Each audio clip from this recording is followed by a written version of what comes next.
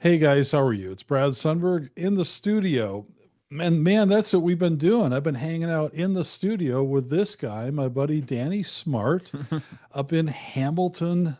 It's Hamilton, Ontario, is the right way to say it, correct? That's very true. Yeah, All Hamilton, right, Hamilton, Ontario. Ontario, about 45 minutes south of Toronto, hanging out there in Halo Studios, my buddy Roman's beautiful facility. So good to see you, Danny. Welcome to our little convo. And you, Brad, thanks for having me. I'm looking forward to chatting again.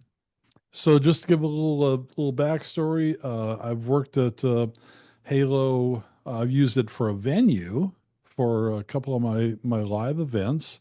Really got along well with Roman and Danny, and wanted to. I had a just a big chunk of kind of production mixing that I need to do for our live events for the coming year or two. And I decided just to zip up and hang out with those guys, go see a couple of friends up in the Toronto area, and it was an absolute pleasure. So thank you for having me and working with me. No, thanks for coming, Brad. It was great to have you again.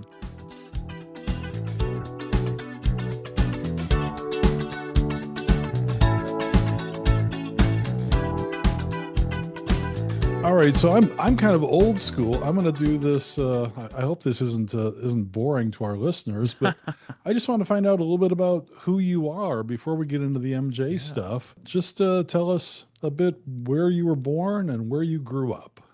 Totally. So I'm from a small ex-mining town in the UK called Barnsley, which is in Yorkshire, kind of 3 hours north of London or so. Yeah, I kind of grew up, was born and raised there, studied there as well, studied music there.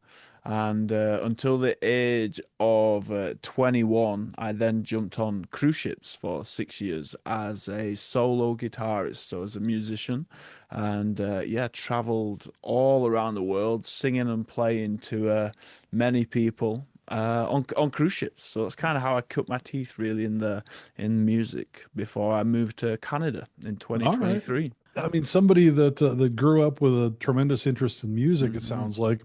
Was your interest more in the music side or the tech engineering side? So I definitely started more on the music side, as you know, as when I was younger, I totally wanted to, you know, fulfill the dream of being a full-fledged rock star, just like many people at that age. But yeah, I definitely drew more into being a musician and the music side. But then I just kind of just accidentally fell into started, I downloaded Logic for the first time, started just experimenting and recording myself a little bit more. And yeah, it kind of just snowballed to the point where I just started producing my own music a little bit more.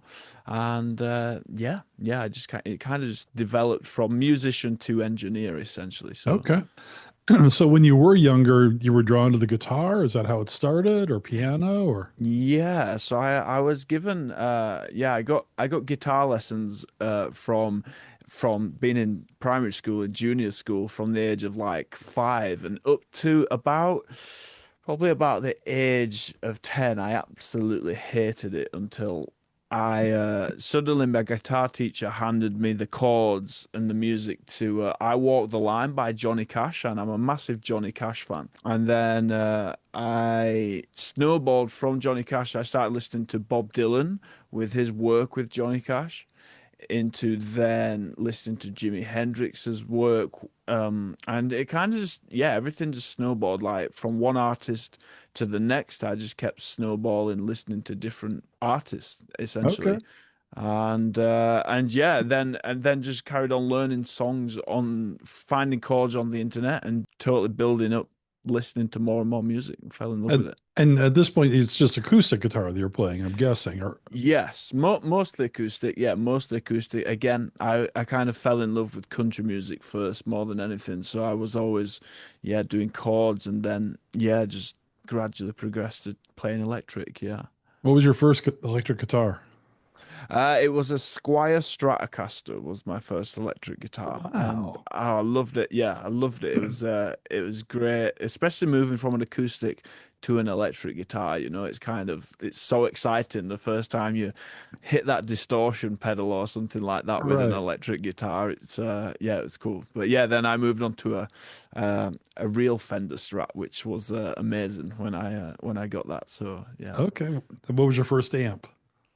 First amp, I think it was a Marshall. Yeah, it was a little like Oh, wow. Marshall, single speed. Not one of the super fancy Marshalls, but enough Right. to get that Marshall tone out of it for Okay. a youngster. Yeah. All So right. You were showing who's boss. yeah, I guess so. Step Yeah, right up with yeah.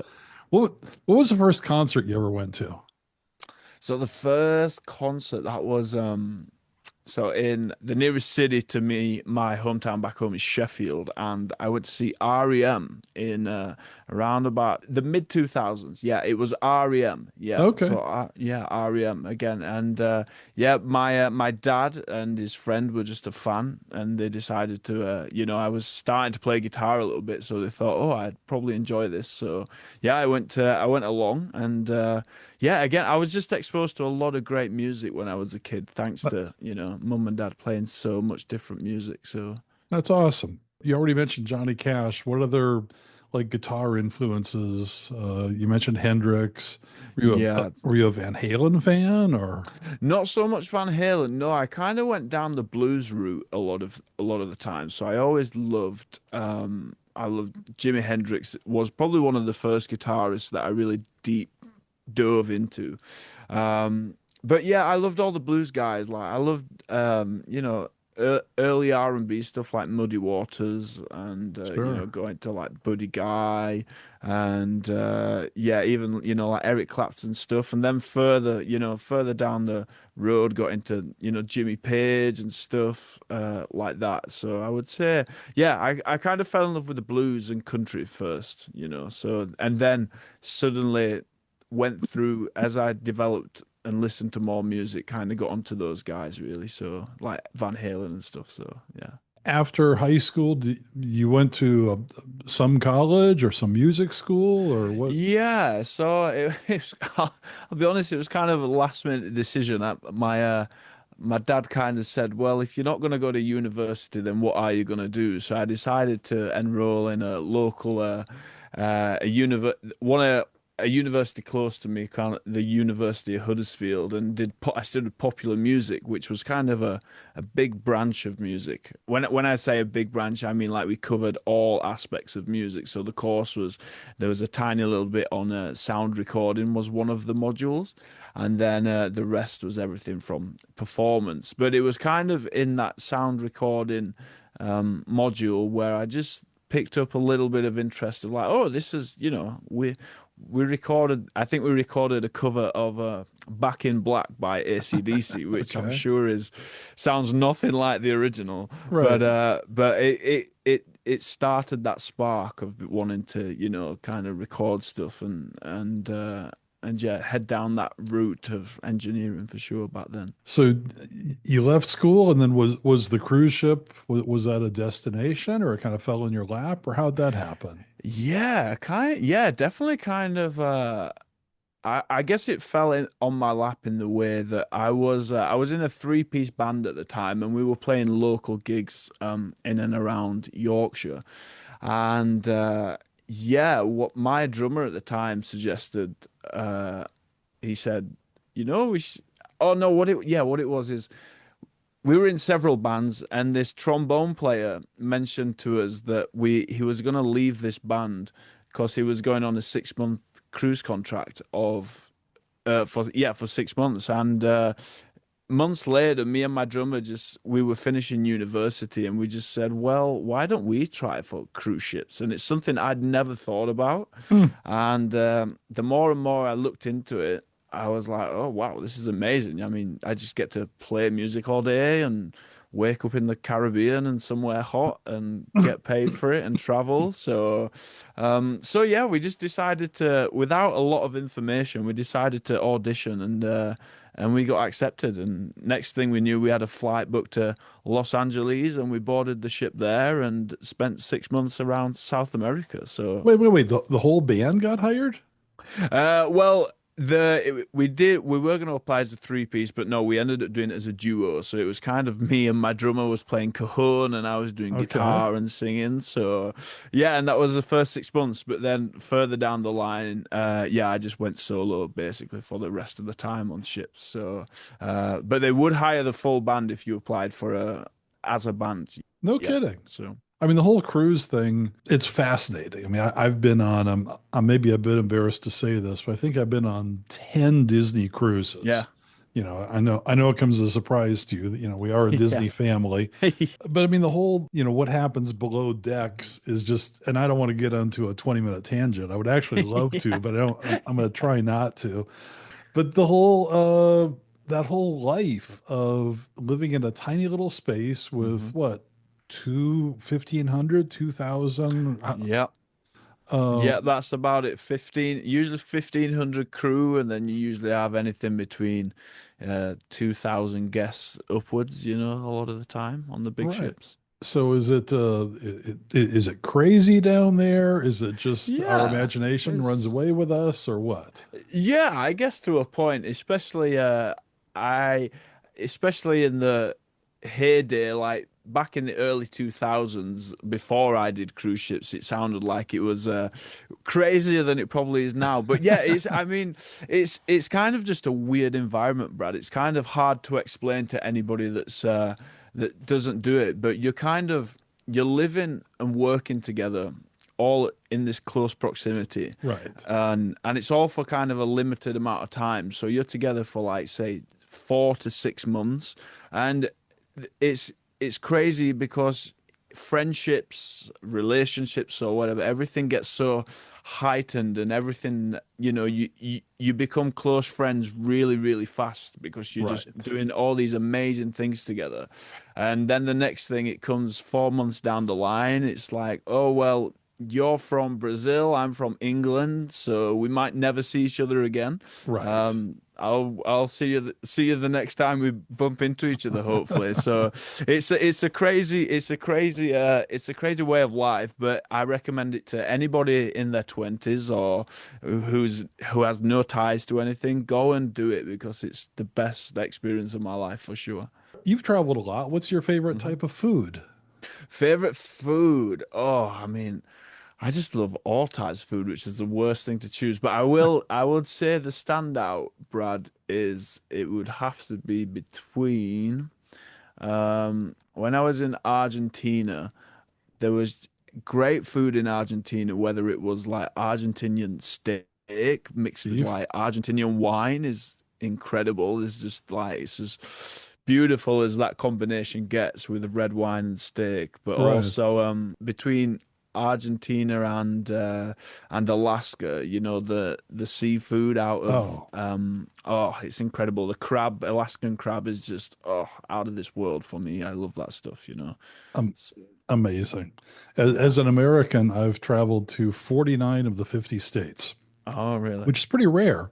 Yeah. And Alaska is the one I haven't been to. Oh, So, really? I highly recommend it. all I right. could live in Alaska. It's beautiful. Okay. Beautiful. How did you stop cruising? You and I kind of chatted about this, Hmm. and I thought your response was interesting. So just kind of tell Yeah. me about this next step.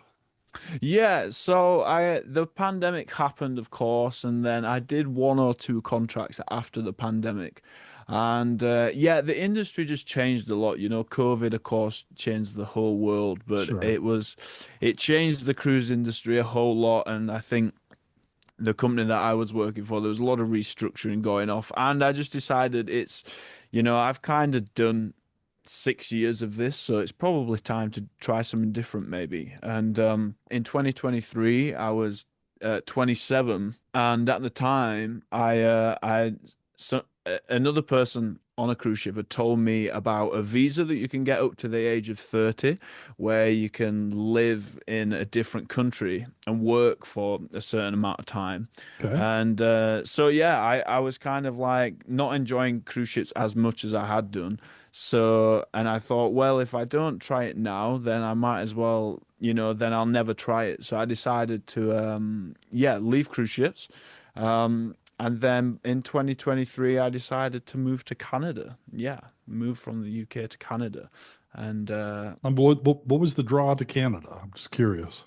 yeah, so of course, loving music, my focus was to get more experience in the studio and Right. collaborate with more musicians, be in more of a hotspot. I love my hometown back home, but it's a small town, it's not next to no music scene. Right. And I'd never lived in a city, and although Hamilton's not quite it's not quite Toronto, but it's a city enough for me, which is what I Right. like about it. So yeah, I kind of the draw was that again, Canada being close to the States as well. There's a lot, there's a big music industry, which I wanted to just dip my toes in and see what happens. Yeah. So had you chosen Hamilton or Toronto as the destination, or had you connected with Halo first? No, so it's yeah, believe it or not, I'd looked at Toronto. I was going to move to Toronto, but then it was kind of like it seemed to me like any other big city, like London, back in the UK, or New York, I guess, where it's everybody's working to pay rent essentially and nothing much else. Right. So I was doing my research on the outskirts of Toronto a bit more. And then yeah, I looked into Hamilton and I saw that Hamilton's one had a load of recording studios in a small area. Right. And also there's a local studio here, Grant Avenue, which was started by Daniel Lanois, the legendary producer who's from here, and there's lots of other music people from in and around Hamilton here. So yeah, I was in the UK. I booked an Airbnb in Hamilton, and for a month, and I didn't know anybody in Hamilton, and I decided to just jump on a flight, a one-way ticket. I landed here, and then how I got hooked up here at Halo is I landed on the 3rd of September with me and my dad. My dad was with me for the first 3 weeks I was here. Okay. And the 3rd of September, I landed. On the 6th of September, through research and just before I got here, I'd found that there was a music networking night happening in downtown Hamilton. So I turned up to it and I introduced myself to Roman, who owns Halo here. Hmm. And yeah, he invited me down to the studio and then we got chatting and I just said I would do anything to be an engineer here and be a fly on the wall sort of thing. And as they say, the rest is history. I just stuck around until I was useful enough to be kept around, I guess. So yeah, So, so that's how I ended up here. and does he still pay you $1 a week, or has that Yeah, increased? yeah, that's it. That's it. That's enough. Just enough for a bite to eat and a drink. That'll do me. And I don't know anything. I mean, I've traveled a fair bit and I've worked in quite a few studios. Hmm. And I'm kind of reflecting what you're saying. People that have not been to Hamilton or Toronto, Hmm. Toronto it's a very wealthy town. Yep. It feels as very posh as Yeah. my Brit friends say. Yeah. And I mean, not everywhere, but man, there is some money up there. There is. It's a very wealthy Yep. city and a beautiful city. Yeah. Hamilton's a little more Yeah. raggedy, a A bit gritty. yeah, Yeah. a little grittier. You got to be a Yeah. little careful going into the local Timmy's because Yeah. some of some of the That is characters. true. But even at this point in my life, I don't see myself moving to Hamilton, Yeah. Ontario. But it does have a bit of a magnetic draw. It's just kind of a It fun does. city. That's exactly. I'm so glad you said it's a fun city there, Brad, because that's exactly even people that live on the towns around us, like Burlington or yeah, further out, a lot of them come to Hamilton for a night out or to experience some culture of music or something, which Right. it gets a bit of a bad rep for that, but I think I'd rather be in amongst it all, enjoying, and building a community like we're doing at the minute out of Halo with music and other people in the city. There's lots that Hamilton has to offer. I I moved across the ocean to be here, Yeah, so no, that's what I say to it's everybody. a no, Yeah, it's a working class town, and yeah, some of the best exactly. music comes from Yep, working class towns. I think more than Beverly yep, Hills. yeah, But exactly. I talked to a lot of studio owners. I had a really good chat with Roman a year ago or whenever it was, and I'm always curious. It's a tough time in recording studios. Some of the big the big grandpa studios, they really struggle. What do you guys do that maybe sets you apart, or how do what's an average week or month look like at Halo? So we record I mean, every kind of project, I guess in a way, um, it's still as recording studios have been in the past, we still record everything from a rock band might want to hire the studio for a week to record an album. Um, we do voiceovers, which we do a lot of like remote voiceovers sessions or ADR sessions for movies a lot of the time, Okay. where the director might be in Alberta or the States or the UK, and the artist is in Hamilton and recording with us. So we do those two. And yeah, everything from overdubs. We have some production projects that we work on as well with local artists and part of like the Halo team that we have going and stuff. And yeah, we just try to combine great analog sound and make it fit into today's world basically. Right. Everybody loves the sound of the analog gear and things, and we try to do our best to use as much of it as we can when it's right. And yeah, make it fit into a I guess a digital world that we live in now. Get the character into songs to record basically. But I mean, you've got the beautiful SSL, Hmm. and you've got the Studer, Hmm. 24 track right over your shoulder there. Yeah.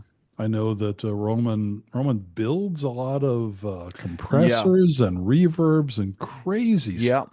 Yeah, so again, all Roman's side really with that is yeah, he has a company called Desert Island Gear, and they make their own preamps. They make preamps for the SSL as well, so the replacement preamp cards for the SSL. And he's also working on a Lark replacement, a modern version of a Lark, which is nearly ready to go out. We have the kind of concept in physical form here with us, which is yeah, getting ready to go out. So yeah, Rowan's a He clever is. dude, He's you a know. very, very smart guy. Last weekend, I popped up with you and had a really nice time. And we brought up some multi tracks. This was probably the first time that you've heard some of MJ's stuff. Well, number one, how are you an MJ fan? We'll start nice and simple. Yeah, 100%, Brad. I mean, just like I guess anybody in the last 30, 40 years, I've grown up listening to different pockets of MJ music, all the classics, of course. And yeah, I love Michael. I mean, when I was listening to him when I was younger, it was just I danced to his music. But then when I really got into writing my own music and then especially producing, that's when I really kind of was like, wow, this stuff's, I started paying attention to like, oh wow, the horn section's really amazing in Michael's, and then all his Right. musicians, yeah, incredible. So yeah, always been an MJ fan, always. My mentor and dear friend Bruce Swedien Oh, yeah. was the master that recorded most of those tracks. And once you started hearing, some of his work, what was just some of your first impressions? I mean, it's so amazing the first time you kind of hear the multi tracks because you're so used to the famous mix that you've heard over every kind of speaker and over your life that you've heard something like Billie Jean, for example. So it's incredible to hear the little nuances and stuff that's recorded. But the thing that stands out, Brad, is that it's all very just well kind of well done, but simple things, Right.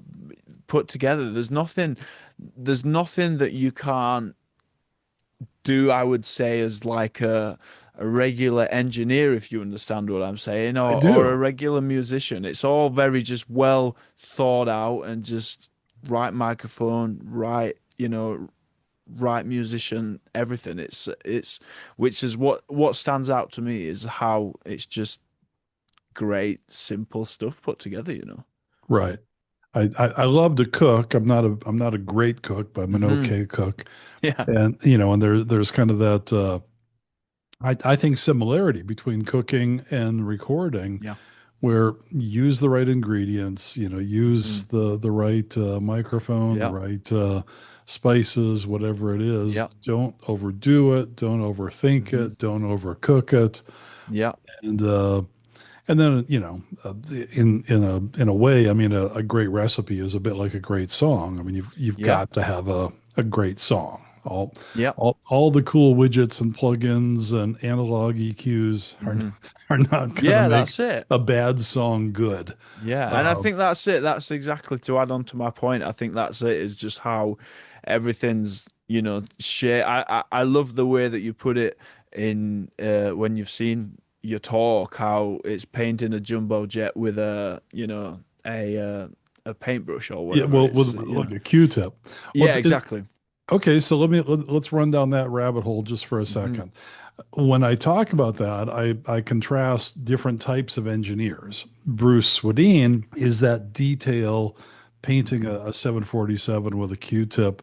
Someone like Bill Bottrell is more what I call a Polaroid engineer, where you capture the magic, you capture a moment. Um, I know you're still, I mean, you're a very accomplished engineer, but you're still at a Oh kind no, of a totally. you're Yeah. still at a point in your life. Which direction do you lean? Are you a bit more a detail person or a capture the magic kind of person? Well, I think yeah, that's kind of I find that my struggle sometimes because at the same time I love going down the producer and engineer route of painting everything with a Q-tip sort of thing and how it is so important. At the same time, as I said earlier, I love that kind of early R&B blues sound of what a band's performing or what a musician's performing. And sometimes I love capturing the moment rather than worrying about, I think some of the best songs in history sometimes have been recorded with a little, I don't know if a mistake is the right thing or like a odd Oh, note. I totally agree. Yeah, I'm a big there's a producer engineer called Dave Cobb, which does a lot of Chris Stapleton stuff, and he's very much about capturing the moment. And I really, yeah, that's kind of I've always been. If it's right, it's right. I think is the thing. But I think you can also go down that rabbit hole and discover and learn great things by just really delving into shaping the sound, really, which is Well, great. for example, we worked on a song that people have probably heard of called Billie Jean, Hmm. and it's you're the one that said it. It's really not a complicated piece of music. No. It's pretty straightforward. Yeah. Now, it's possible that more vocals were recorded, but I think we counted, what, five lead vocals, something like Hmm. that. Hmm. And they're all great. Yeah. And they all have little hiccups and little teeny mistakes. And that's Hmm. what makes it human. Yeah. Now you contrast that with a song like Jam, which I know we didn't work on Yeah. this past weekend, but that's got closer to 40 lead vocals. And again, they're all great, but that's where, Bruce would just get into heavy vocal comping. And, but we never did any pitch correction, any vocal, Uh, probably what you call vocal yeah. editing. Yeah. How much time do you spend on vocal editing? Or it Well, depends on the again, artist. it depends on the artist. That's it. You saved my answer for me then, Brad. Yeah. Yeah, it's true. I obviously try to avoid as much vocal editing if it's not necessary. But at the same time, I think one of the great things I learned, like when you were here with us doing your show, is even Jam, listening to the multi tracks of Jam, Hmm. I think I think when you are editing, you can do so many cool things by editing vocals and chopping things together or cutting syllables out, stretching things, or especially with the technology now, you can do so much with it. Right. So again, if it's, if it's right for it and it adds to the production, I'll edit vocals. However, and I think there's probably an aspect in a generational thing really of the fact that now we just have the technology is so convenient to be able to Right. move I can imagine you having to rewind the tape all the time to do the cuts was a night. I can't even imagine what it must have been like. So Well, we actually didn't cut the tape. It was just yeah. faders and mutes, Yes. and Yeah. just creating the comps. Yeah. Um, I mean, it's funny you say that because when Bruce would comp a song, it would take us a few hours to prepare the comp, do those spreadsheets, Yeah. and then the actual physical comping, maybe 3 hours. Yeah. Wow. For you to do, a pop song that you're really trying to get right, how hmm much time could you sink into vocal editing and comping if you let yourself? I mean, yeah, oh wow, yeah. I mean, again, you could dive if someone's a really good singer a lot of the time, it doesn't take us a whole lot of time really, is can be anything between like for the editing process, anything between like I don't know 30 minutes to an hour. But if you're trying to really correct timing and things, you can spend a good amount of time Okay. trying to find it. But yeah, I guess it's just again, it's so much. I imagine it happens a lot quicker really now compared to Well, and yeah. it's and I've said this, I'm not just blowing smoke. It's fun to watch hmm somebody like you work because Thank it's you. such a different workflow than we Yeah. did.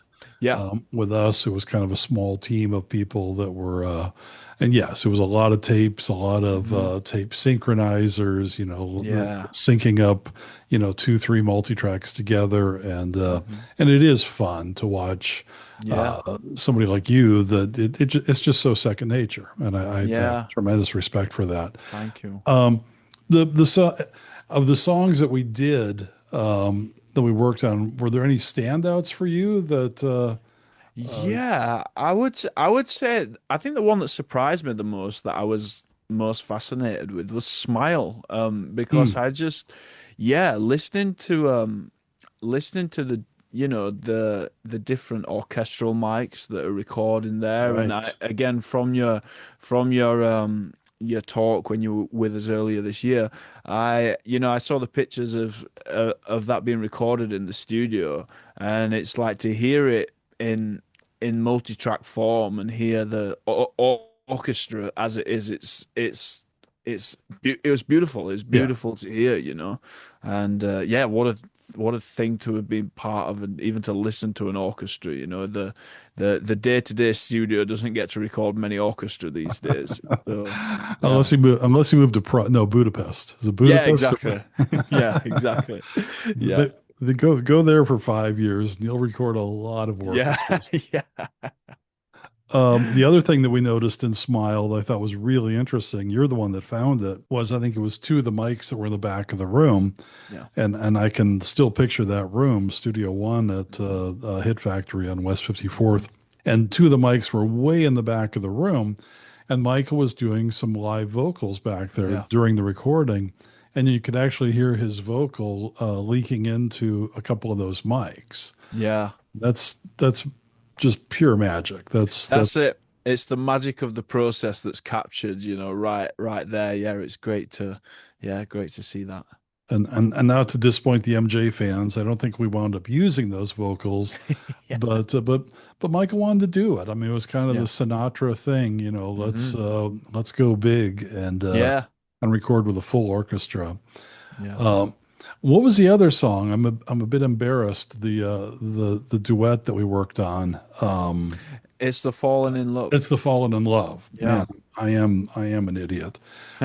That was a that was way before my time, yeah, but what a remarkable production. yeah, yeah. Great to see all the different elements in that. And again, I think I remember saying this to you. What amazed me is how well Paddy and Michael's vocals just really sat together in that tune. And again, until you really get them together and listen to the harmonies that are going off, it's yeah, what a collaboration sort of thing, you know? And what would your takeaway be from, I mean, that was definitely a Quincy Jones, Hmm. Quincy Jones production style, if you had to kind of sum it up in one or two sentences. It's for me when I listen to Quincy stuff, it's just all the right things in the right places Right. and giving everything its space. So it's like the one thing I really love in Quincy's produced tracks is I love how the bass works with all the different elements in the track. So, it's these little funky bits of bass, but then it gives so much space, and the groove that creates is just I find it so clever the way that he's using it.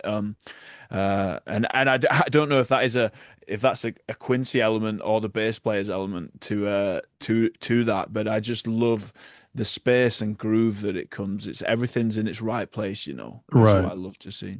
Well, and I'm always careful when I speak for other people. I would say it's a combination. Yeah, Quincy just knew Quincy was the master hiring the right person to yeah, do the right job. yeah. And Steve Lukather will talk about this a lot, or Steve Picaro. I mean, we worked with both of those guys a Yeah. lot, where, and I would see it firsthand. We might be working on, whatever the song was. They bring in one guitar player, then bring in another Hmm. guitar player, and Yeah, bring in, yeah, and with all of them, it's like, oh, this is amazing, this is yeah. amazing. And then, as soon as they walk out the door, we're never going to Mhm. hear that track again because because Yeah, Quincy had something else in mind. But he yeah, made everybody feel amazing. I mean, yeah, you were always a yeah, rock star when you worked with Quincy. yeah, I'm going to stay on Michael just for another few yeah. seconds, but any other any other surprises, any other songs that or tidbits that you heard that were just worth Yeah, noting? well, one that I wasn't too familiar with was "Leave Me Alone," and again, that's another one that's like it was great. It was great to dive into again. The even the backing vocals of Oh, that is the so harmonies. it's yeah the power that it gives to the parts is incredible. And also I think like I remember you've said before stuff like songs like Dirty Diana is Michael's like rock and roll side, and it's amazing that he could do something like Leave Me Alone but then could sing Charlie Chaplin's Smile and do such a Right. beautiful job. It's an incredible thing to dive into and see, Yeah. different sides of Michael for sure. Yeah. Yeah. I don't, I'm not sure I'd want to use the word chameleon, but Mm, no, he could morph into different yeah, musical styles like nobody. yeah. Where do you think the industry is going? The next 5, 10 years in recording studios. Do you Hmm. see a resurgence into a bit more of the kind of analog old school vibe, or where Hmm. do you think we're going? Yeah, wow. I uh I guess the first answer to that bit, if I knew that, I'd be placing bets maybe. But no, I'm a big believer, Brad. Obviously, the big chat is always about how AI is affecting the music industry, and I the hopeful side of me thinks that it's just like when digital technology came along or other technologies always come along in the past where people learn to work with it rather than be fearful of it, Right. but not let it overtake the art because I think the big thing with it is that the art itself is why we all listen to music. Me myself, I'm not really interested in listening to a what a robot is writing lyrics for or creating songs for. So Right. I think the cream does rise to the top in terms of artists and stuff. And yeah, and I think that's with recording studios is the same thing. Is the fact of people want to collaborate with people who either specialize in something or they like the sound of or they like somebody's touch on something. So I think while you've got to learn to adapt and move with the times, I think that studios are still and the thing that I learned more than anything at Halo, there's a magic when people come to Halo because it's a collaborative space where people can get together and really dive into the creativity and shut the world out from outside. Right. So yeah, I think it's just a case of, learning to um yeah, use whatever's coming around the corner is you've got to adapt to it the best you Right. can is the thing. I mean, Um, you've got the beautiful Studer 24 track behind you, yes. and obviously I love those machines. Mm. Is it eye candy, or does it get turned on once in a while for No, it actual definitely gets sessions? turned on. It's because it's still surprising how much even projects call for it because Okay. sometimes we not necessarily always I wouldn't say a whole lot of projects, but people Right. still do request to record to tape sometimes if they want to. But also we do a lot of transfers, we've got a lot of people who are producers or bands and such or record labels that have tapes that they just want digitizing essentially. Right. So it's great to be able to fire the thing up and use. And again, the way that you were saying watching my workflow with Logic, to me it's always a privilege to be able to turn that thing on and put a tape on it because it's like this technology that I've never really, when you go to music school or the music school I went to, there wasn't a tape machine at music school where I went to. So it's always fun, and it's kind of a way to again get in touch with, I guess, the musical past and how things were done A before. window to the past. Yeah, exactly. I want to kind of wrap it up with one final question. If a 15-year-old kid happens to stumble across this podcast, I do speak in a lot of schools. I absolutely love teaching, lecturing in recording schools. 15, 19-year-old kid. It's a two-part question. Number one, where is the work right now? Where can somebody with some audio skills get some work? And then to the student, what advice would you give them?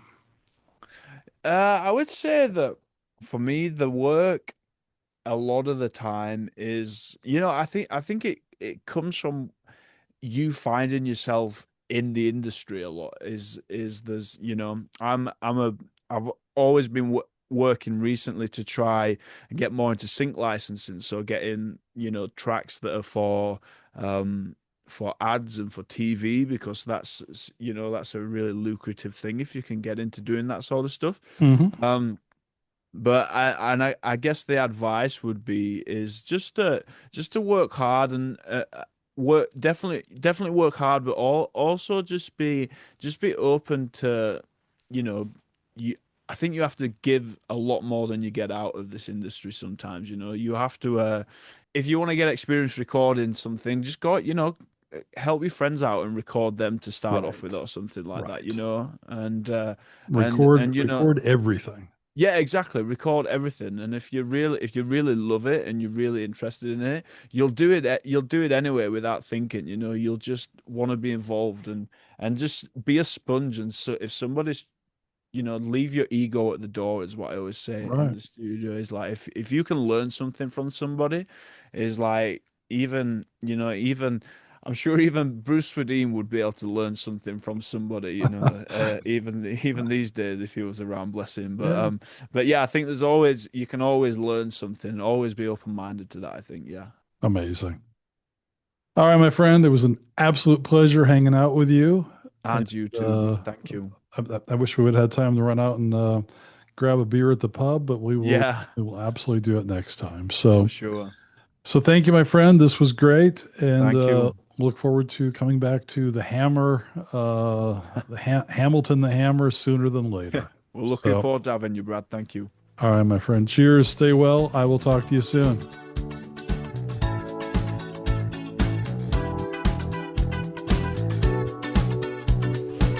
In the Studio, the podcast is produced by Maddie Sundberg. Theme music performed by Buddy Nuanez. Artwork by Andy Healy. Studio electronics provided by Golden Age Project, and studio acoustics provided by Acoustic Sciences Corporation. My name is Brad Sundberg. thanks so much for hanging out with us in the studio.